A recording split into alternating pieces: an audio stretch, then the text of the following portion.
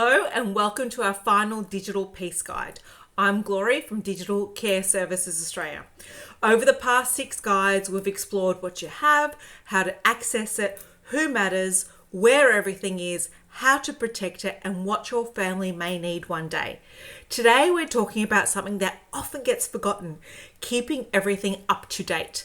Because organizing your digital life isn't something you do once, it's something that grows with you throughout your life. Think about how much your digital life has changed over the last few years.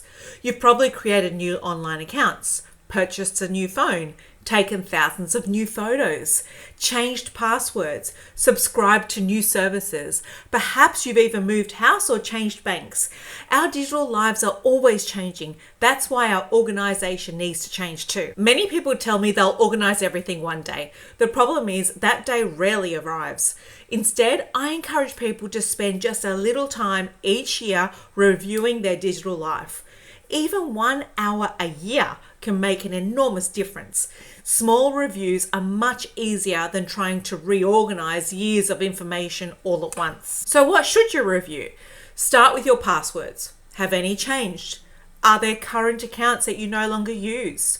Review your important contacts. Check where important documents are stored. Look at your subscriptions. And don't forget your photos. Ask yourself, if someone needed to help me tomorrow, would this information still be accurate? If the answer is yes, you're doing well. Life never stands still.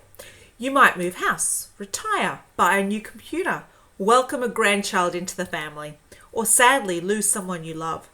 Every major life event usually changes your digital life as well. That's why it's worth taking a few moments after a significant life event to update your information. Small updates now prevent big headaches later on. I like to think of digital organization as a simple yearly routine. Review, update, relax, repeat. That's all. You don't need to spend every weekend organizing technology. You just need a system that's easy to maintain.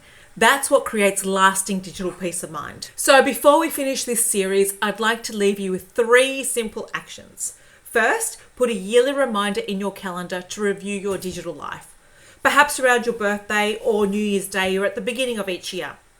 Second, choose one small section to review this week.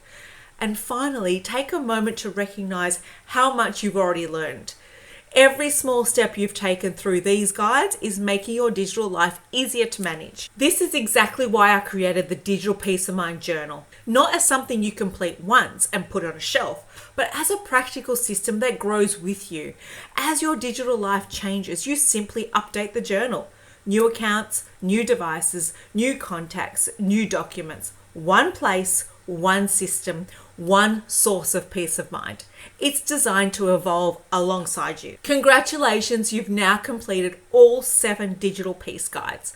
Together, we've explored knowing what you have, knowing how to access it, knowing who matters, knowing where everything is, knowing what's protected, knowing what others need, and finally, keeping it all current. I truly hope these guides have helped you feel more confident about your digital life. Remember, digital peace of mind isn't achieved in one afternoon. It's built through small, consistent steps. If you'd like to put everything you've learned into one practical system, I'd love to invite you to explore the Digital Peace of Mind Journal. Thank you for spending time with me. I wish you and your family every happiness. And remember, take one small step towards digital peace of mind. Thank you for joining me on this journey. I hope these 7 digital peace guides have given you the confidence to take control of your digital life, one small step at a time.